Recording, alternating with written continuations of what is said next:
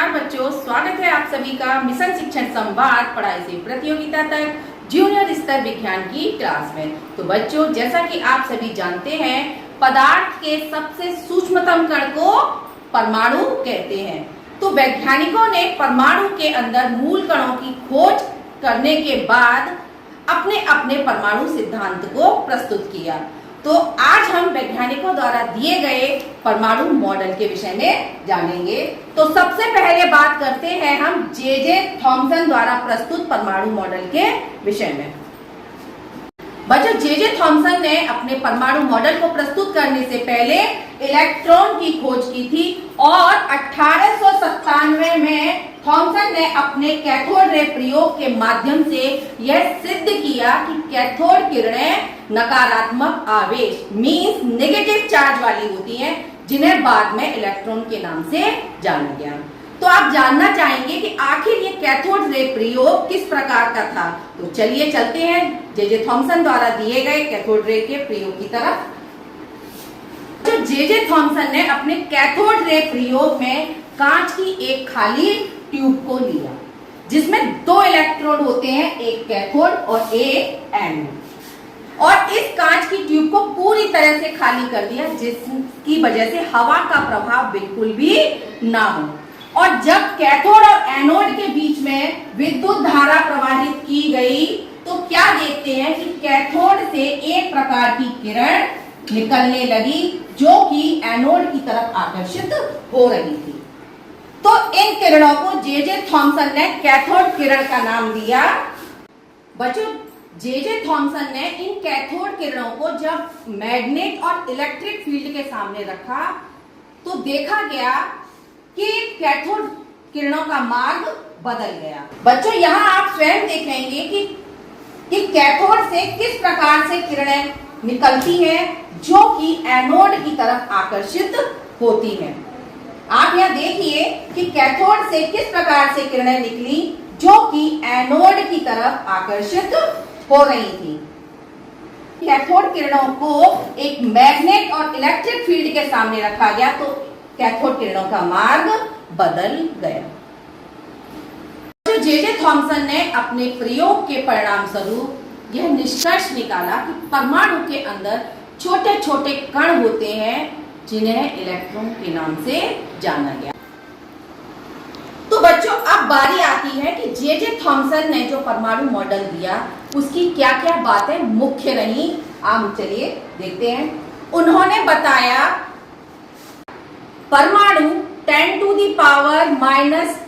Metre व्यास का एक धनावेशित गोला होता है, जिसमें इलेक्ट्रॉन इस प्रकार से धसे रहते हैं, जिसे कि तरबूज में बीज धसे होते हैं।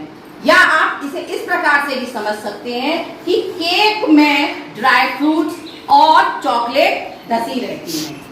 एक और मुख्य बात उन्होंने कही कि परमाणु में धन आवेश और ऋण आवेश का मान बराबर। जो यहाँ आप स्वयं देखेंगे, जे थॉमसन द्वारा दिए गए पुडिंग मॉडल में जो ये गूदे वाला भाग है, इस पर धनात्मक आवेश होता है, और इसमें जो आपको ये चमकीले बल्ब दिखाई दे रहे हैं, इस पर ऋणात्मक आवेश होता है। और बच्चों, ये बीज बिल्कुल इसमें उसी प्रकार से धसे हुए हैं, जैसे कि तरबूज में बीज धसे होते हैं। तो इस मॉडल को जे थॉमसन ने पुडिंग मॉडल भी कहा। ये थी जे थॉमसन द्वारा दिए गए मॉडल की मुख्य बातें, लेकिन इस मॉडल की कुछ कमियां भी रही। आइए जानते हैं कि क्या क्या कमियां रही उनकी। बच्चों, यह मॉडल परमाणु के स्थिरता की व्याख्या नहीं कर सका। यह स्पष्ट नहीं कर सका कि परमाणु के अंदर इलेक्ट्रॉनों पर धनावेश किस प्रकार से टिका रहता है। साथ ही यह मॉडल परमाणु के अंदर नाभिक और अल्फा कण के बिखराव की भी व्याख्या नहीं कर सका। एक और मुख्य कमी रही बच्चों, इस मॉडल में परमाणु का द्रव्यमान पूरे परमाणु पर समान रूप से वितरित रहता है। जो परमाणु का द्रव्यमान है, वो किसी एक भाग में निश्चित न होकर पूरे परमाणु पर समान रूप से वितरित रहता है। लेकिन भविष्य में ये परमाणु के प्रयोग के संगत नहीं पाया गया। तो भाई बच्चों, ये था जे थॉमसन का मॉडल। अब जानते हैं रदरफोर्ड द्वारा दिए गए नाभिकीय मॉडल के विषय में। तो ब्रिटेन के भौतिक वैज्ञानिक कौन? वैज्ञानिक रदरफोर्ड ने अपने अल्फा प्रकीर्णन के प्रयोग के द्वारा एक नाभिकीय मॉडल प्रस्तुत किया, जिसमें उन्होंने क्या किया बच्चों कि इस प्रयोग में सोने की पतली पन्नी पर अल्फा कणों की बमबारी की। यहाँ पर आप देखेंगे कि ये नाभिक है और जो कि इसके चारों ओर क्या है, ये स्वर्ण पत्र, जिसे कि हम सोने की पन्नी कहते हैं। और यहाँ पर अल्फा कण स्रोत से उन्होंने, ये अल्फा कण का स्रोत है और इस स्रोत से उन्होंने अल्फा कणों की बमबारी की।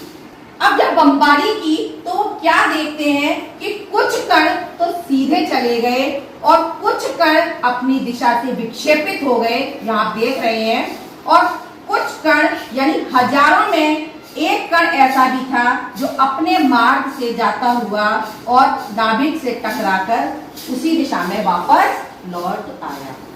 बच्चों, रदरफोर्ड ने अपने द्वारा प्रस्तुत मॉडल के बाद जो निष्कर्ष निकाले, आइए उस विषय में जानते हैं। रदरफोर्ड ने बताया कि परमाणु का संपूर्ण धनावेश केंद्र में उपस्थित होता है। परमाणु का संपूर्ण धनावेश केंद्र में उपस्थित होता है। यहाँ पर नाभिक के होने की पुष्टि किसने की थी? रदरफोर्ड ने की थी, और वो इसी आधार पे की थी क्योंकि परमाणु का संपूर्ण धनावेश केंद्र में उपस्थित होता है। उसके बाद बच्चों, परमाणु का नाभिक ऋणावेशित इलेक्ट्रॉनों से घिरा रहता है। उन्होंने परमाणु के नाभिक के बाहर ऋणावेशित इलेक्ट्रॉनों के होने की बात भी कही, लेकिन निश्चित रूप से नहीं बताया कि वो किस तरीके से व्यवस्थित होते हैं। उसके बाद जब उन्होंने अल्फा कणों का प्रकीर्णन किया तो उन्होंने देखा कि कुछ अल्फा कण पन्नी के आर पार सीधे चले गए। क्यों चले गए बच्चों? क्योंकि परमाणु का अधिकांश भाग खोखला था। क्योंकि अगर खोखला नहीं होता बच्चों तो वो टकरा कर कण विक्षेपित हो जाते। जब उसे जगह मिली है निकलने के लिए तभी कण सीधी रेखा में चले गए। उसके बाद उन्होंने ये भी बताया था कि हजारों में एक कण टकराकर वापस आ गया। क्यों वापस आ गया बच्चों? क्योंकि अल्फा कण पर भी जो आवेश होता है वो कैसा होता है? धनावेशित होता है। और नाभिक पर कैसा आवेश है? वो भी धनावेश है। जब धनावेश और धनावेश आपस में मिलेंगे तो क्या होगा? प्रतिकर्षण होगा, ना कि आकर्षण। आकर्षण कब होता है? जब दो आवेश यानी ऋणावेश और धनावेश आपस में मिलते हैं। बच्चों, रदरफोर्ड द्वारा दिए गए नाभिकीय मॉडल में आप यहाँ स्वयं देखेंगे कि किस प्रकार से अल्फा कण पन्नी के आर पार सीधे चले गए और कुछ कण अपने पथ से विचलित हो गए और हजारों में एक कण ऐसा भी था जो कि नाभिक से टकराकर उसी मार्ग पर वापस लौट आया। बच्चों, साथ ही रदरफोर्ड ने यह भी निष्कर्ष निकाला कि कुछ अल्फा कण जो नाभिक के पास से गुजरे वो अपने पथ से विचलित हो गए, क्योंकि नाभिक और अल्फा कण दोनों पर समान आवेश था। हम यहाँ देखेंगे कि नाभिक पर भी धनावेश है और अल्फा कण पर भी कौन सा आवेश होता है? धनावेश होता है। इसीलिए अल्फा कण कैसे हो गए थे? विचलित हो गए थे।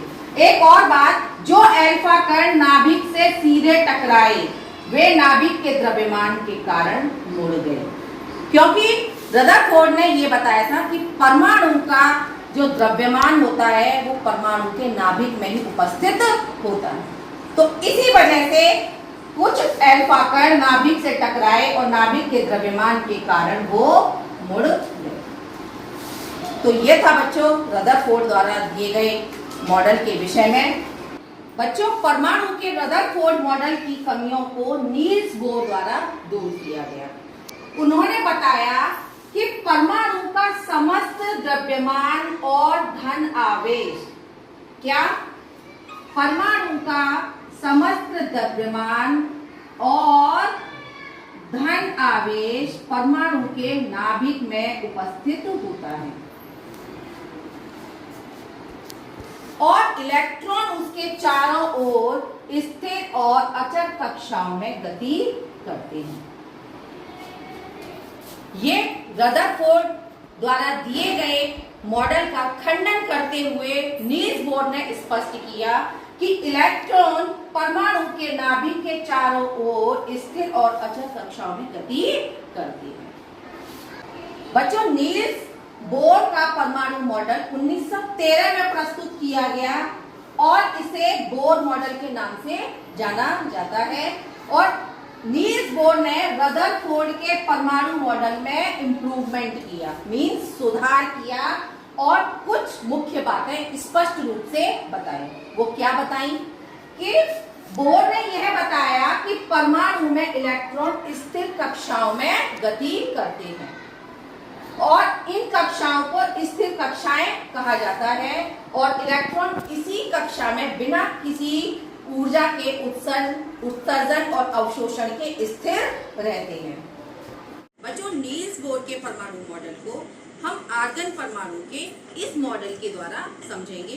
तो जैसा कि नील्स बोर ने बताया, इलेक्ट्रॉन कक्षाओं में व्यवस्थित होते हैं। पहली कक्षा को नील्स बोर ने K कहा, दूसरी को L और तीसरी को M और चौथी कक्षा को उन्होंने N कहा। तो बात कर रहे हैं हम यहाँ आर्गन परमाणु की। तो आर्गन परमाणु में कुल इलेक्ट्रॉनों की संख्या कितनी है बच्चों? 18। तो 18 इलेक्ट्रॉन इन कक्षाओं में किस प्रकार से व्यवस्थित होंगे? तो आप यहाँ देखेंगे कि पहली कक्षा में 2 इलेक्ट्रॉन, दूसरी कक्षा में नील्स बोर ने कहा कि दूसरी कक्षा में 8 इलेक्ट्रॉन होंगे और तीसरी कक्षा में 18 इलेक्ट्रॉन। लेकिन हमारा यहाँ पर जो आर्गन परमाणु है उसमें कुल इलेक्ट्रॉन कितने हैं? 18। तो हमारे पास तीसरी कक्षा के लिए कितने इलेक्ट्रॉन शेष बच रहे हैं? 8। तो तीसरी कक्षा में बच्चों आप यहाँ देखेंगे। बच्चों, आज हमने जे थॉमसन, रदरफोर्ड और नील्स बोर परमाणु मॉडल के विषय में जाना। अगली वीडियो में एक नए टॉपिक के साथ आप सभी से फिर से मिलेंगे। तब तक के लिए आप सभी बच्चों का बहुत बहुत धन्यवाद।